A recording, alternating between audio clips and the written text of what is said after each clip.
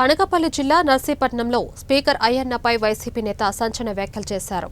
నన్ను చంపేయండి లేదా మిమ్మల్ని చంపేస్తానంటూ బెదిరించారు. నా కుటుంబాన్ని బాధపడేందుకు నాకు అతనికి ఉంటే నాతో రమ్మనండి, కనపడండి, నన్ను చంపేమనండి, లేకపోతే నేనైనా చంపేస్తున్నాయండి. కుటుంబాన్ని ఎందుకండి పాడు చేయడం? ఎవరి దగ్గర కొన్నారు బిల్డింగ్? ఎవరి బిల్డింగ్? వాళ్ళ బిల్డింగ్ వాళ్ళ దగ్గర కొనుక్కున్నాం. ఆ బిల్డింగ్ ఎందుకు రాలేదండి మీ అందరూ? అది తీరా, అది అది సందర్భం. స్పీకర్కి సీట్లో కూర్చోడం కాదు, రండి ఇక్కడికి వచ్చి కూర్చొని ఇక్కడ నిలబడి మాట్లాడండి, తీర్చండి. మీరు ఎందుకు గెలిపించుకున్నది మిమ్మల్ని? మీకు నాకు కక్ష ఉంటే రండి, నాతో పోరాటం చేయండి. నాతో పోరాటం చేయలేక ఆడదాల్లా గాజులు వేసుకొని అసెంబ్లీలో కూర్చున్నావు. పోయి రా, దమ్ముంటే నా ఎదుర్కొంటారా, నాతో మాట్లాడు, నాతో చేయి. అధికారులు ఎందుకు ఇబ్బంది పెడతావు?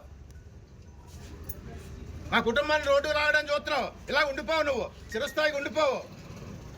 మాకు అవకాశం వస్తే చూస్తాం, కంగారేం పడొద్దు.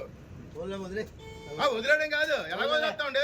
ఆ బిల్డింగ్ తీయమండి, ఆ బిల్డింగ్ తీసి బిల్డింగ్ రండి. అది వాళ్ళ దగ్గర కొనుక్కున్న బిల్డింగ్ ఇది మనం ఏం కట్టింది కాదు.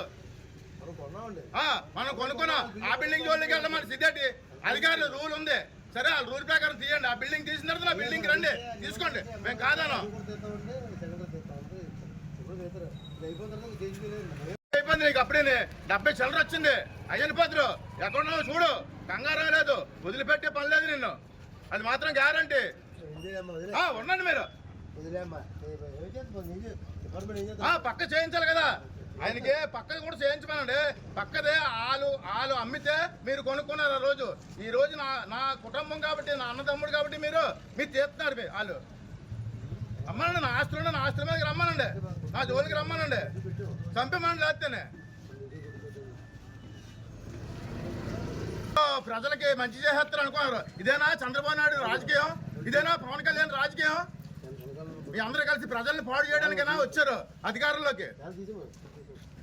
చూస్తున్నారు, ప్రజలు గమనిస్తున్నారు. కంగారు లేదు, తీర్పు మళ్ళీ వస్తుంది, అధికారం వస్తుంది, మళ్ళీ చేయగలం, మేము చేయగలం.